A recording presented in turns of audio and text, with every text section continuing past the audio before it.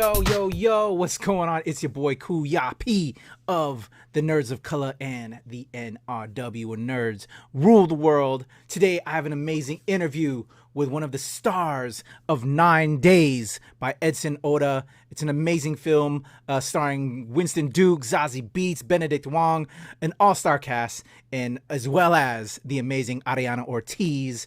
I'm going to be chatting it up with her, but before I do, I want y'all to check out the trailer for 9 Days because y'all gotta see it. It's amazing. And yeah, so check this out, and then I'll be back with Arianna Ortiz.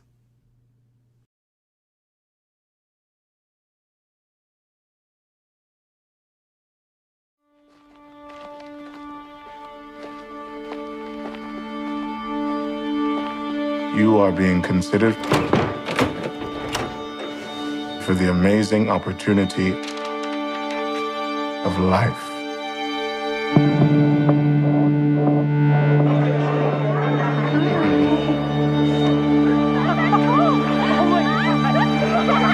If you are selected, you will have the chance to be born in a fruitful environment where you can grow, develop, and accomplish.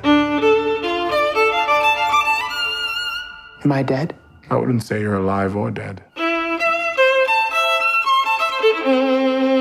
Are you the boss? I would say a cog in the wheel. How long is this process? If you make it until the end, 9 days.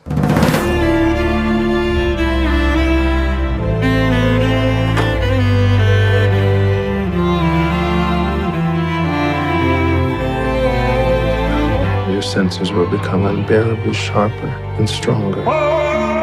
It's your new beginning. You'll never remember me or anything else that happened in this place, but you will still be you. Every single day, someone hurts someone else. Every single day, someone takes someone else's life. Why are you focusing on that? Why are you not focusing on that? You've been here a few days, but you've lived every second. Are you afraid? Of what?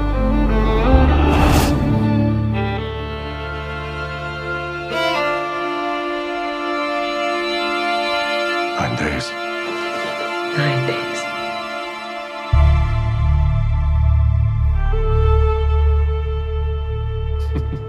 Hey. That's nice. Boom, there you go, the trailer for the amazing film 9 Days by Edson Oda. And you see her on the screen, Arianna Ortiz. I'm throwing air horns right now. We're celebrating good times. Arianna, you are so amazing in this project. Wow, I'm an actor and a filmmaker myself, and I see that you are one as well. When I read your bio, you dabble with everything as well. I wonder if it's the same thing for you as it is for me, because as an actor, we don't always get that representation. So I started jumping behind the camera so I can make it happen for myself. You know, I made my first short film in high school. I started writing when I was a kid. I was I think part of it is that when you're naturally drawn to performing and storytelling and the arts, I think, it makes sense to explore all of those things. But absolutely, I knew very, very early on that I had a very difficult path ahead of me, and there weren't a lot of opportunities, and there weren't going to be a lot of opportunities, so I had to make them myself. That's absolutely been a part of my process, and I'm really excited actually about. We're here to talk about 9 Days, but I'm excited about some projects of my own that I've been working on and developing with my team. I've got one I'm really enjoying right now writing, and it has all these roles. I love it. I want to get into excited. As much as you can talk. We'll do that at the end. But I love to hear that, because with me, I'm all about representation and just paving that way, because we have that next generation. As a father, I want my daughter to see herself, and we got to do it. So I love it. So Absolutely. 9 Days. The amazing Edson Oda. Oh my God, I didn't know this was a film I needed until I saw the trailer, and then I got word about this film. It was a Sundance darling, and congratulations. How did this project come to you? Take me back to when it came to you and reading for this, getting the role. Yeah. How did it start? It was an intense, wonderful experience.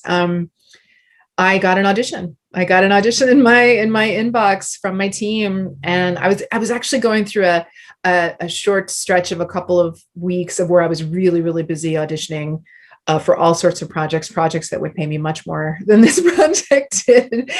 I didn't get those, but this was the one that I read the script.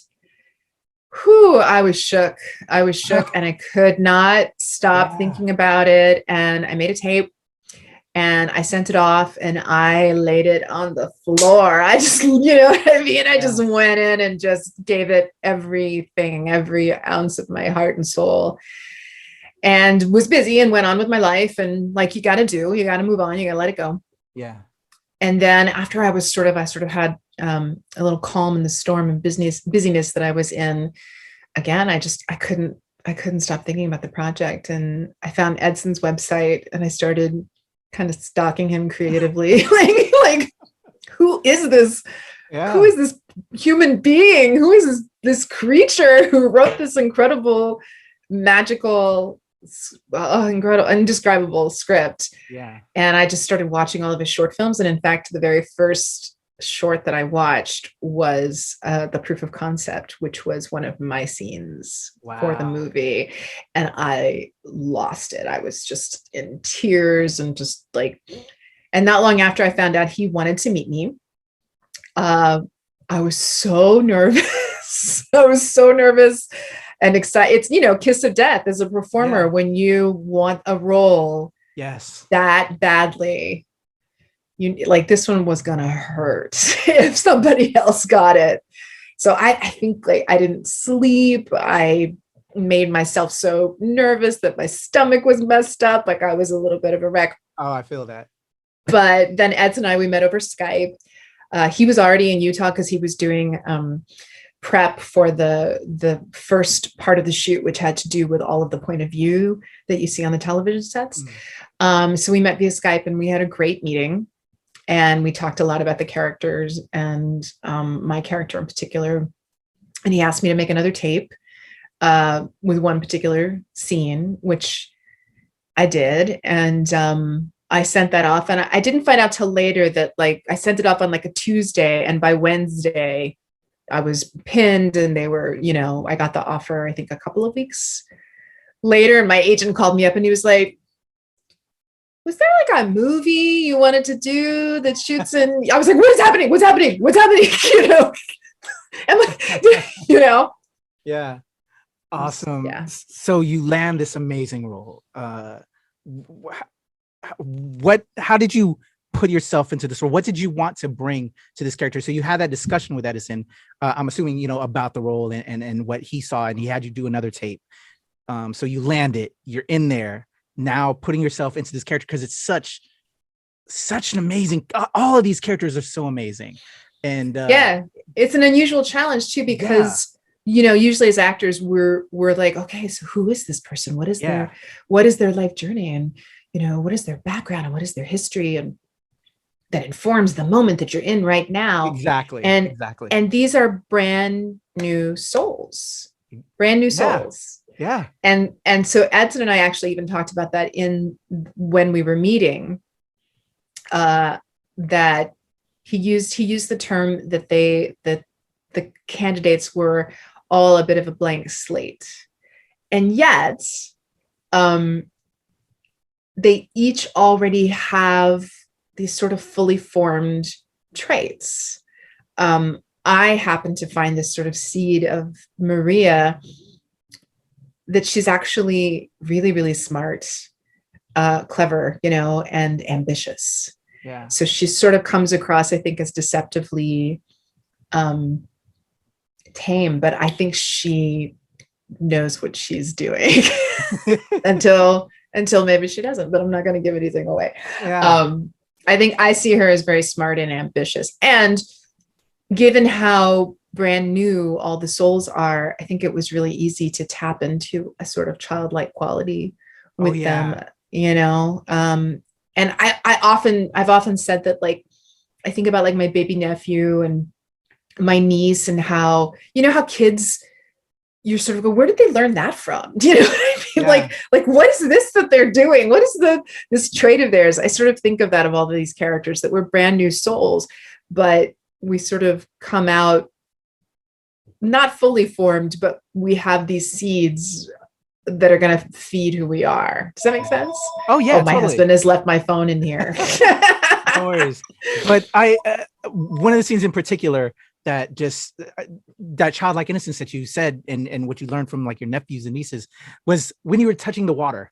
In that, like, it wasn't a shower scene, but I don't know if you're going into the shower or you just feeling it and just your expressions. Girl, you nailed that. I was just like, that was it right there as an actor. Like, you seeing it when you're just picking it, that discovery, because it reads across the face and just the gestures. So I was assuming someone finding that was kind of like how you found yourself in that particular moment. Absolutely. I mean, just being in the moment. I mean, it's such a magical role to play, because and a magical movie to be a part of, because it's really all about reconnecting with your humanity and reconnecting with the most basic pleasures in life, and being alive is part of it. A feel of water, the taste of water, everything we take for granted every single day. Oh, totally. Yeah. You work with the amazing Winston Duke, and we get a little bit more to later on, which I don't want to spoil, but I do have a subtle question later for particular moments. Okay. But just tell me how it was with Winston Duke. I loved him in Black Panther. That's where I first saw him, and now just seeing him grow as an actor, I think this should definitely like let people know he's here. Winston Duke, give him some roles. He's amazing. Winston is he's amazing. He's just an incredible powerful artist. He's got a really incredible role playing Marcus Garvey coming up, and I was messaging him and I was like, something worthy of your superpowers, man. That's awesome. He's special. He's really, really special. And I feel so blessed to have had the opportunity to work with him. And we instantly connected. I mean, obviously this film, I think everybody who worked on the film, it's the kind of film you have to be like, hello, here's my heart.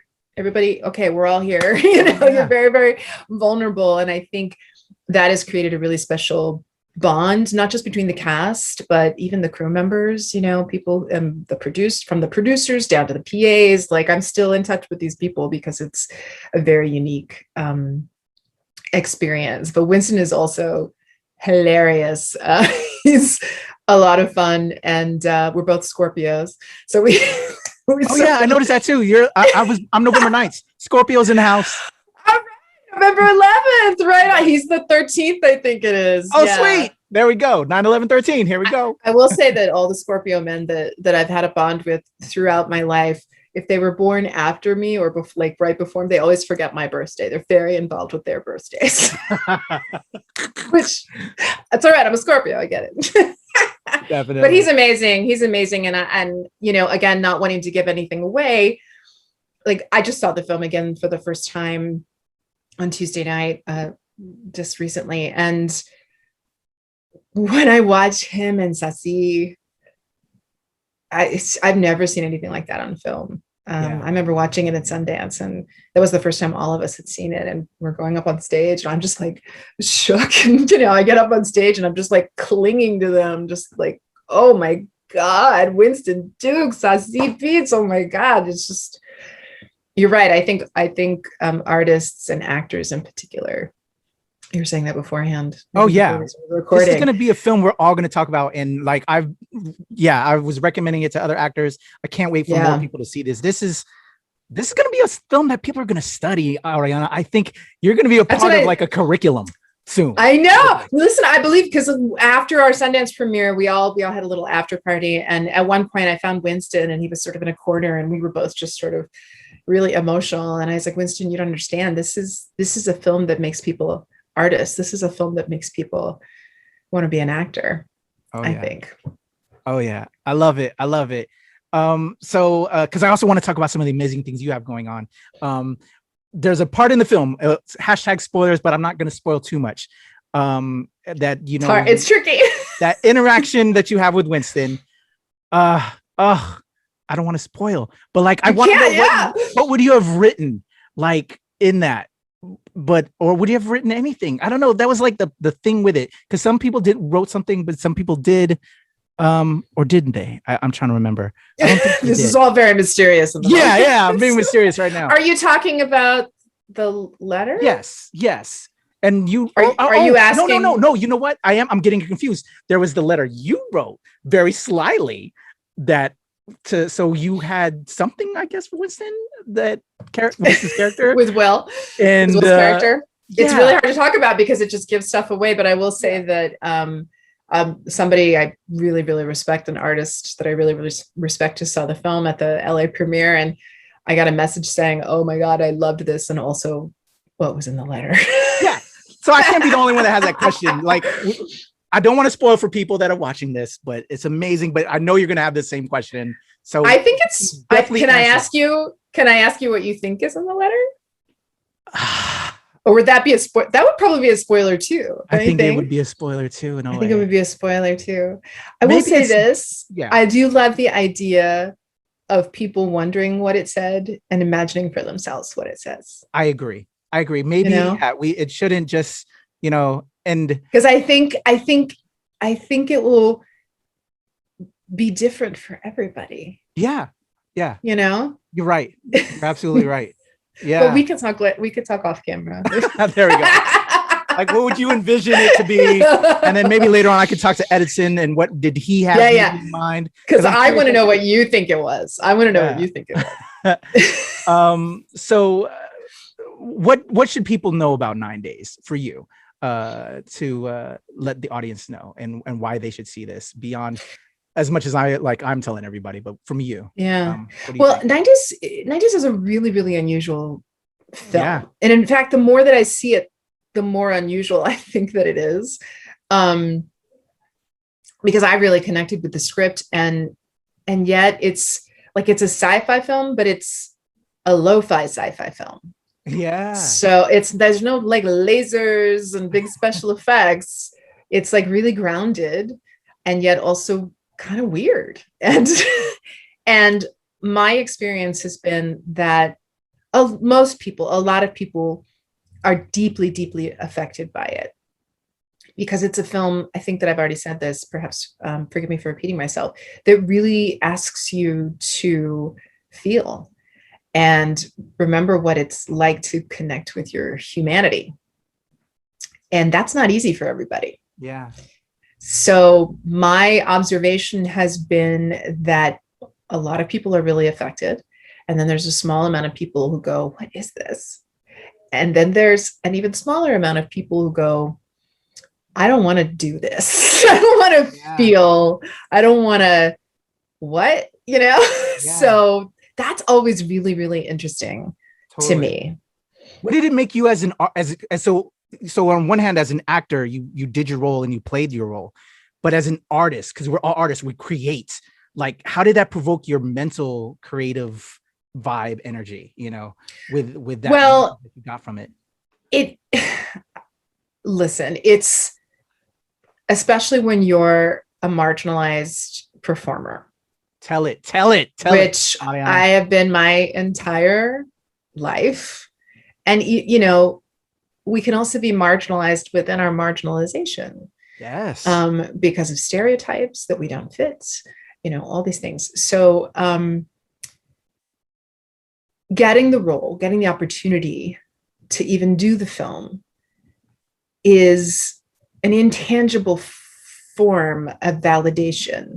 And I don't think that we should rely on validation to do our work, but it's a pretty big dang deal when that kind of validation and that opportunity happens. I mean, I've been a working actor for a really long time, and I hate to say this, but I think that like after a while, you sort of don't think it's possible for an incredible artistic opportunity. I mean, I'm sure you as another marginalized performer, like I feel like about 10, maybe 20% of the time, my powers are being tapped into. Do you know what I mean? My creative and artistic powers. Yeah. And so there was a while where I would sort of feel like, oh, am I just going to wither on the vine here? I mean, even making your own work, it's really difficult to get your own work made and made in a way to match the quality of what, like, it's all very, very challenging. Yeah. So even just getting an opportunity to do this, to flex what I can actually do is it's a gift. It's an extraordinary gift. And then we premiered it at Sundance, and the reaction was pretty overwhelming. The experience was really overwhelming. Edson was really overwhelmed. And then COVID came. Yeah. And shut everything down. This was, we premiered it was the very end of January. I landed, it was like the very first day in February. I got really sick. I was sick for weeks. I have no idea if it was COVID, but I got really sick. Yeah. And then everything shut down, and all the festivals we thought we were going to go to, the year that I thought I was going to have, gone, everything gone. In hindsight, and it helps that I'm healthy and I'm blessed to have my health, after getting through probably the toughest part of COVID, I finally got to a place where I was able to really reconnect with myself as an artist and what I wanted for myself next and ongoingly. And so I was able to go back into my own writing. I was able to crack a script I'd been blocked on for a very, very, very personal script that's also very dark. That was part of the reason why it was so blocked. It's part of our journey. Cracked that open. Another project that I had been simmering with, boom, like just, I've been able to dive back into my own artistry. And I have no doubt that having the opportunity to play with these artists, create with these artists, continue our bond as we have been talking about the film, has fed that, and I'm incredibly grateful. That's a very long answer to your question. Oh, no, I absolutely love it, because I feel, and I've been going through very much the same with everything that has been occurring, and as as being in the industry for so long, you question yourself, and you find yourself in other roles, and like I found myself back into hosting and podcasting again, which brings me thankfully to you, because I love that we get to interact in this fashion. And just highlight, and that was kind of like one of the big goals for me as a person of color, as an actor, filmmaker, podcaster, and I made it like my mission last year to highlight those of us of color that are doing it and speak that into existence. And then I feel there's a renaissance happening in a way, and to me 90s is an illustration of that. Absolutely. I think finally I feel like, especially for Latinos, like, obviously I think it's been really important to talk about the erasure of Afro-Latinos. I mean, look at Edson. Edson is a Japanese Brazilian man. My father's from South America. Like, there's so many Asians in South America. Like, the Latinidad is very, very diverse and wide, and we're not even beginning to scratch the surface. But I feel like people are finally listening, and may even finally be hearing what we have been saying, which is, you are erasing us. Yes. We are a giant portion of the population. We go to movies all the time, and we're not, like, we don't even get to watch it. It's getting better. It's been getting incrementally better, but I feel like finally people are starting to listen, and let's just hope it keeps going. Heck yeah. Well, I'm listening, and I will be in touch with you as you put your projects together, and I'm going to be celebrating and cheering you on as this becomes part of curriculum with 9 Days. and oh man, I just can't wait for you to receive that too, as performers, to get that word back on your work, when you finally, it's out into the world. So everybody check out 9 Days. And Arianna Ortiz, what beautiful projects, as you said, you started, yourself in this past year and a half post, the production. What can we expect? What can we look forward to? Well, I mean, I'm obviously still in the hustle. Yes. I'm still in the hustle. But I'm from Texas. I was born and raised in Texas. So I'm in the midst of my second script that is in a very specific world in Texas that I know very, very intimately. Texas is an incredibly diverse, complicated, hilarious place. So I have a thriller set in Texas with a mixed Latin family, and I have a sort of dark comedy action caper that I'm having a really, really too good a time writing. So I'm really excited about both of those. The first one is kind of out in the world being shopped, so we'll see what happens. And I'm creatively really just enjoying writing the dark comedy right now. It's a lot of fun. I love it. Well, I want to be in tune with you as these projects come along so I can highlight it, celebrate it, and support it. Arianna, this is, again, 9 Days is going to be, I think, a must see for everyone. I know I'm telling everyone, especially my filmmaking friends and actor friends, because it's just outstanding. Like, it's special. There's not enough I can say. And what you brought to the role special. is the amazing Thank you. soul that you bared, because you are just these shells that want to get life and get life and move on forward. And you really you had to bare your soul and give that vulnerability, and that's difficult. And you did that, and you did that. I did. I definitely. You deserve all the flowers. How thank you. The new fans of yours and the people that are watching this check out online? Do you have any socials? I'm on Instagram probably the most. My handle is at ms like Ms. Arianna Ortiz. I'm on there a lot. I'm on Twitter, Arianna Ortiz on Twitter. Okay. Facebook I deleted. I went back for a little bit, but I'm probably gonna delete it again. I know how it can be. It's destroying society. I don't know. Well, I will be following you, all of my things, and I hope we can stay in touch. And again, absolutely, find the light, celebrate, and represent, because it's so. Thank you for having me. Definitely. Arianna Ortiz, your boy Kuyapi. You can follow me at Strange Since 1977, as well as at Temple Far East, and of course at the Nerds of Color and at the NRW, where nerds rule the world. Check out 9 Days, y'all, with the amazing Arianna Ortiz, y'all. All right, there we go.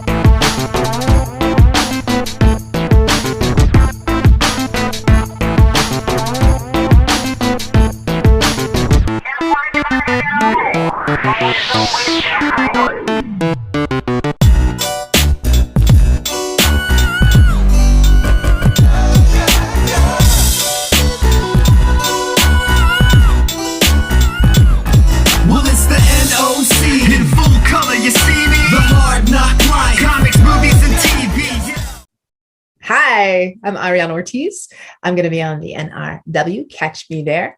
And hopefully then you will catch me in theaters in 9 days. I play Maria opposite Winston Duke, Sassy Beats, Bill Skarsgård, Tony Hale, an amazing cast.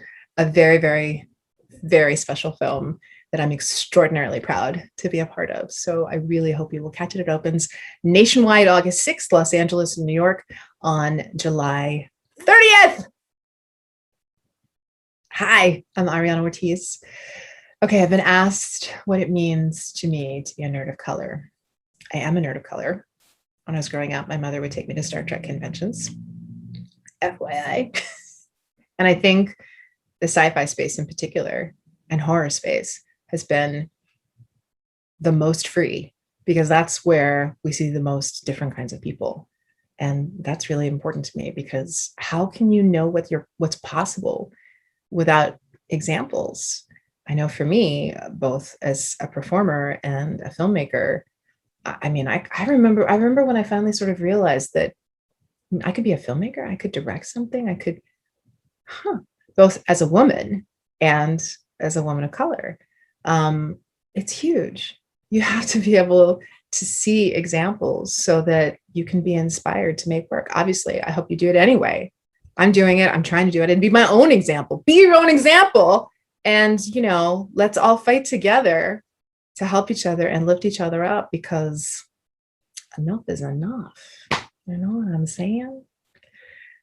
I hope that I'm an example for others, because that's the work I'm doing. And both in performing and making opportunities for other performers, other artists of color, and for women. So I don't know. I hope to see you in the trenches with me, side by side.